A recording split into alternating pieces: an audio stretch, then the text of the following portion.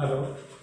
हम पढ़ रहे थे साइंस का फर्स्ट चैप्टर, जिसकी हमारी 3 क्लास हो गई थी। आज हम क्लास 4 पढ़ेंगे।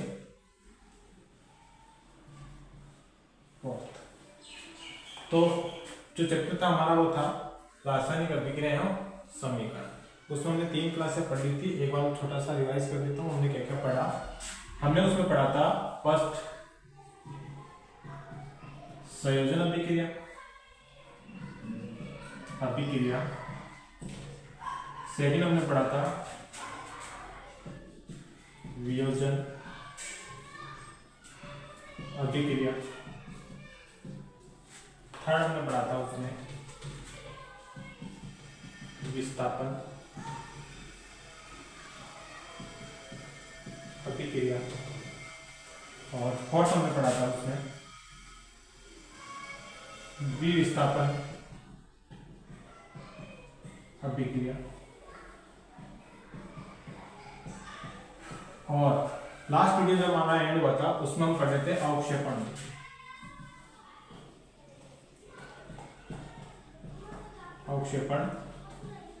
अभिक्रिया। तो आज हम पढ़ेंगे अवक्षेपण अभिक्रिया।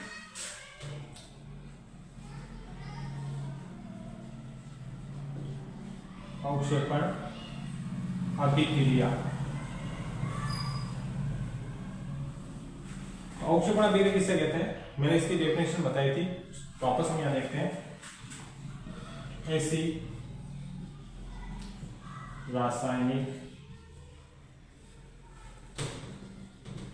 अभिक्रिया जिसमें बना उत्पाद जल में एक घुलनशील या अम्लीय हो, उसे अवक्षेप तथा इस रासायनिक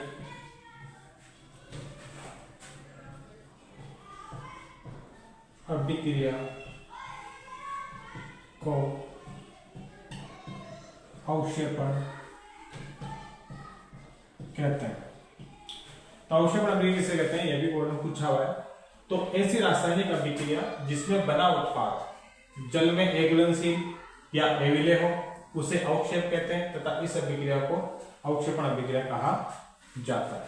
अब हम बात करते हैं इसकी समीकरण की। समीकरण, तो इसमें हम एग्जांपल लेते हैं Na2SO4, इसे बोलते हैं हम सोडियम सल्फेट। इसको हम क्रिया करवाते हैं बेरिल BaCl2, इसे बोलते हैं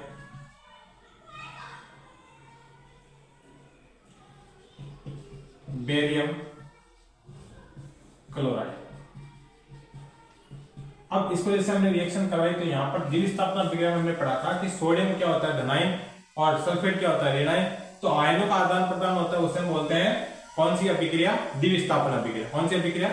द्विविस्थापन अभिक्रिया। तो ये द्विविस्थापन अभिक्रिया ही है, मगर इसमें जो उत्पाद बनेगा वो जल में क्या होगा, घुलेगा नहीं, मिक्स नहीं होगा, इसलिए उसे बोलते हैं अवक्षेप। इस अभिक्रिया को अवक्षेपण कहते हैं। तो यहाँ पर हम देखते हैं कि यहाँ पर ये क्लोरीन है वो सोडियम के साथ जुड़ जाएगा, SO4 बेरियम के साथ जुड़ जाएगा, तो ये बना लेगा BaSO4 और प्लस NaCl।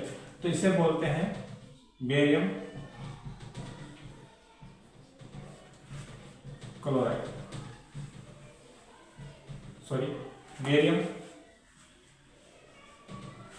बेरियम सल्फेट, और ये हमारा है सोडियम क्लोराइड, जिसे हम साधारण नमक कहते हैं, सोडियम क्लोराइड। अब बेरियम सल्फेट जो है ये पानी के अंदर घुलता नहीं है, तो इसे हम कहते हैं कि ये बेरियम जो सल्फेट है ना, इसे हम कहेंगे अवक्षेप। क्या कहेंगे? अवक्षेप कहेंगे। और इस अभिक्रिया को फिर क्या कह देते हैं? अवक्षेपण अभिक्रिया कह देते हैं। तो ये एग्जाम्पल पूछा हुआ है, इंपॉर्टेंट है अवक्षेपण अभिक्रिया। अब इसके साथ ही अगला जो है हमारी रिएक्शन में हम बात करें, रासायनिक समीकरण में बात करें, तो अगला हमारा टॉपिक रहेगा ऑक्सीकरण, ऑक्सीकरण व अपचयन अभिक्रिया, ऑक्सीकरण व अपचयन अभिक्रिया। तो ऑक्सीकरण और अपचयन अभिक्रिया की हम बात करेंगे। तो ऑक्सीकरण अभिक्रिया, ऑक्सीकरण, ऑक्सीकरण को हम उपचयन के नाम से भी जानते हैं, उपचयन, ऑक्सीकरण कह दो या उपचयन कह दो, इंग्लिश में इसको कहते हैं ऑक्सीडेशन, ऑक्सीडेशन रिएक्शन। तो ऑक्सीडेशन रिएक्शन क्या होती है कि ऐसी रासायनिक अभिक्रिया, ऐसी रासायनिक अभिक्रिया जिसमें ऑक्सीजन का जुड़ना, ऑक्सीजन का जुड़ना ऋण विद्युत तत्व में, विद्युत तत्व में वर्दी होना तथा हाइड्रोजन का निकलना ऋण विद्युत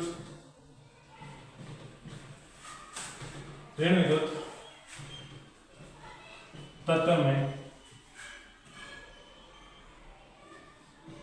कमी होना ऑक्सीकरण या उपचयन कहलाता है, ऑक्सीकरण या उपचयन कहलाता है। तो ऐसी रासायनिक अभिक्रिया जिसमें ऑक्सीजन क्या होती है, जुड़ती है। हमें पता है ऑक्सीजन में कौन सा आवेश होता है, ऋण आवेश होता है। तो जैसे ऑक्सीजन जुड़ेगा तो ऋण आवेश में क्या होगी, ऋण विद्युत तत्व में वृद्धि होगी, और हाइड्रोजन का निकलना धन विद्युत तत्व में क्या होती है, कमी होती है। तो उसे ऑक्सीकरण के नाम से जानते हैं। अब हम इसके एग्जाम्पल की बात करते हैं, कौन कौन से इसके एग्जाम्पल है।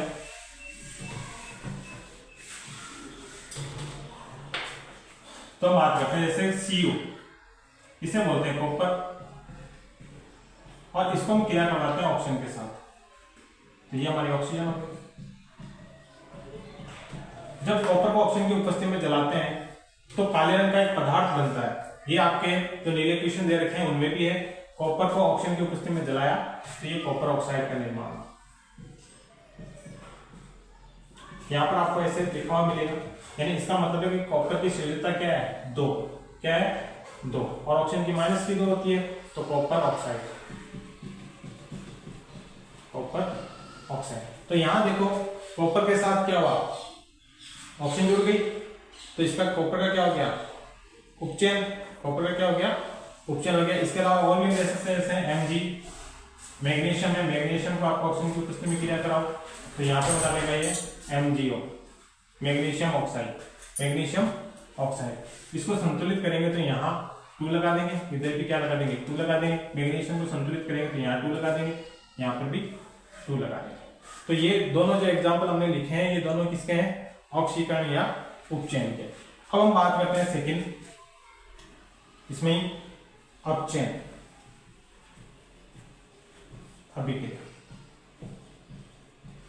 अपचयन अभिक्रिया, इसे बोलते हैं रिडक्शन, अपचयन। तो ऐसी रासायनिक अभिक्रिया, ऐसी रासायनिक अभिक्रिया जिसमें हाइड्रोजन का जुड़ना, हाइड्रोजन का जुड़ना धन विद्युत तत्व में वर्ती होना,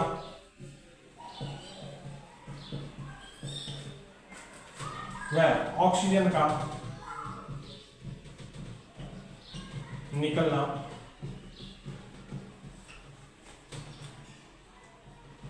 ऋण विद्युत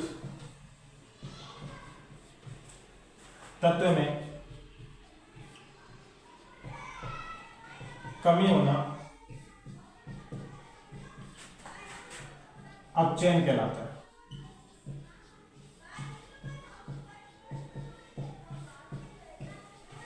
अपचयन कहलाता है। तो ऐसी रासायनिक अभिक्रिया जिसमें हाइड्रोजन का जुड़ना, तो हाइड्रोजन कैसा है, धनावेशित है, तो धन विद्युत तत्व में क्या होती है, वर्धी होती है। और ऑक्सीजन का निकलना ऋण विद्युत तत्व में, क्योंकि ऑक्सीजन पे कौन सा चार्ज होता है, माइनस का, तो ऋण विद्युत तत्व में क्या हो जाती है, कमी हो जाती है, उसे अपचयन कहते हैं। यानी ऑक्सीकरण का उल्टा क्या हो जाएगा, अपचयन। इसके एग्जाम्पल की बात करते हैं। तो हमने जो ये कॉपर ऑक्साइड बनाया था, इस कॉपर ऑक्साइड में हम क्या करते हैं, हाइड्रोजन गैस प्रोवाइड करते हैं। क्या प्रोवाइड करते हैं, हाइड्रोजन गैस। तो ये क्या करेगा, ये हाइड्रोजन है, ये ऑक्सीजन से जुड़ जाएगा और कॉपर बाहर निकल जाएगा, तो ये बना लेगा H2O जल, और कॉपर क्या हो जाएगा, बाहर निकल जाएगा। तो इसे हम बोलते हैं अपचयन अभिक्रिया। क्या बोलते हैं, अपचयन।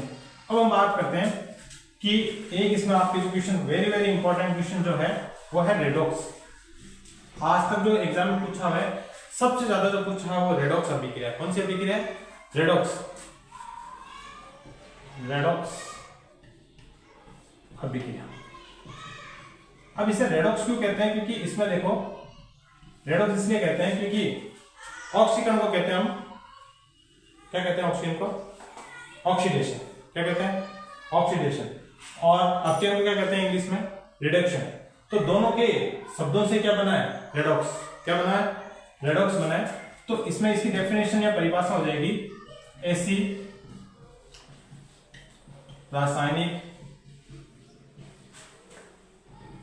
अभिक्रिया जिसमें उपचयन, उपचयन मतलब ऑक्सीकरण, ऑक्सीकरण व अपचयन दोनों साथ साथ हो, उसे रेडॉक्स अभिक्रिया कहते हैं। रेडॉक्स अभिक्रिया कहते हैं। तो ऐसी रासायनिक अभिक्रिया इसमें ऑक्सीकरण भी हो और अपचयन भी हो, दोनों साथ साथ हो, तो उसे क्या कहेंगे, रेडॉक्स। और इसके एग्जांपल सबसे ज्यादा एग्जाम में पूछे हुए, तो ये वेरी वेरी इंपॉर्टेंट है, वेरी वेरी इंपॉर्टेंट है आपकी रेडॉक्स अभिक्रिया। तो इसको विशेष ध्यान देना है। अब पूछा क्या जाता है, इसके उदाहरण पूछे जाते हैं। उदाहरण में जो बहुत बार एग्जाम आए, दो एग्जाम्पल पूछते हैं। एक तो ZnO, इसे बोलते हैं जिंक ऑक्साइड, जिंक ऑक्साइड। इस जिंक ऑक्साइड को कार्बन के साथ क्रिया करवाते हैं, और क्रिया करवाने से बनता है कार्बन मोनोऑक्साइड, और जिंक क्या होता है, बाहर निकल जाता है। अब देखो यहां पर ऑक्सीजन है और यहां पर ऑक्सीजन नहीं है, तो यहां देखो यहां से। अब इसमें हम बात करते हैं ZnO, जिंक ऑक्साइड। अब जिंक ऑक्साइड में से देखो ऑक्सीजन, यहां देखो उत्पाद के रूप में ऑक्सीजन बाहर निकल गया, और जिसमें ऑक्सीजन बाहर निकलता है उसका क्या होता है, उसका होता है अपचयन। क्या होता है, अपचयन। तो यहां पर हम कहेंगे इसका क्या हो गया, अपचयन। और यहां कार्बन के साथ देखो ऑक्सीजन जुड़ गई है, तो ऑक्सीजन किसमें जुड़ती है, ऑक्सीकरण में, तो यहां पर क्या हो गया, उपचयन। और ये बोर्ड में पूछा जाता है कि हमें समीकरण दे देंगे, और समीकरण देने के बाद पूछेंगे कि किसका ऑक्सीकरण हो रहा है, किसका उपचयन हो रहा है। तो हम कहेंगे ZnO, ZnO का तो क्या हुआ, ऑक्सीजन निकल गई, ZnO से क्या बना, Zn बना, तो इसका तो क्या हो गया, अपचयन। और यहां पर देखो कार्बन, कार्बन के साथ आगे देखते हैं उत्पाद के रूप में क्या बना, कार्बन मोनोऑक्साइड, तो यहां पर क्या हो गया, ऑक्सीकरण। और ऑक्सीकरण को हम किस नाम से जानते हैं, उपचयन। तो ये एग्जाम में पूछा हुआ है, इसमें पूछा है किसका ऑक्सीकरण हुआ है, किसका उपचयन हुआ है। तो मेरे हिसाब से ये आपको समझ में आ गया होगा। अब बात करते हैं अगले एग्जाम्पल की, जो भी इसमें पूछा हुआ है रेडॉक्स अभिक्रिया से, वो है CuO। इसे बोलते हैं कॉपर ऑक्साइड, और यहां पर हो गया हाइड्रोजन, और यहां से बन जाएगा H2O जल, और कॉपर बाहर निकल जाएगा, जो हमने इसमें पढ़ी थी, अपचयन में पढ़ी थी। तो इसमें देखो यहां पर ये कॉपर ऑक्साइड है, इस कॉपर ऑक्साइड को इधर देखो, यहां पे क्या बना लिया, कॉपर। तो यहां से देखो ऑक्सीजन है, ये ऑक्सीजन क्या हुई, यहां बाहर निकल गई, तो यहाँ पर ऑक्सीजन का बाहर निकलना क्या कहलाता है? अपचयन। क्या कहलाता है? अपचयन।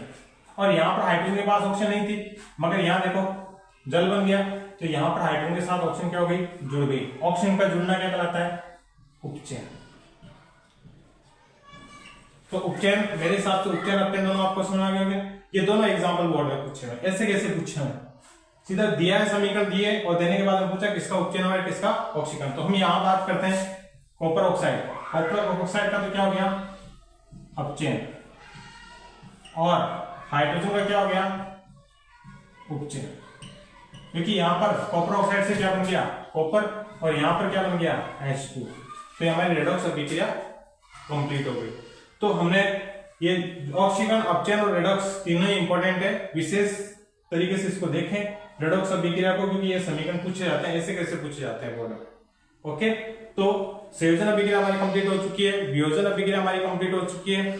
उसके अलावा हमने विस्थापन अभिक्रिया कंप्लीट पढ़ ली, और द्विविस्थापन अभिक्रिया हमने पढ़ ली, अवक्षेपण अभिक्रिया हमने पढ़ ली, और ऑक्सीकरण अपचयन पढ़ लिया, और दोनों साथ होती है उसे रेडॉक्स अभिक्रिया कहते हैं, वो भी हमने पढ़ लिया। अब इस चैप्टर में हमारे इसमें बचते हैं एक तो संसारण, और एक बचता है विकृत गणिता। ये दो टॉपिक हमारे और बचते हैं। और इसके बाद हम पढ़ेंगे कि रासायनिक समीकरणों को संतुलित क्यों किया जाता है। तो अगले क्लास में हम संसारण के बारे में, विकृत गणिता के बारे में, और रासायनिक जो समीकरण हैं उनको संतुलित क्यों किया जाता है इसके बारे में पढ़ेंगे। Thank you.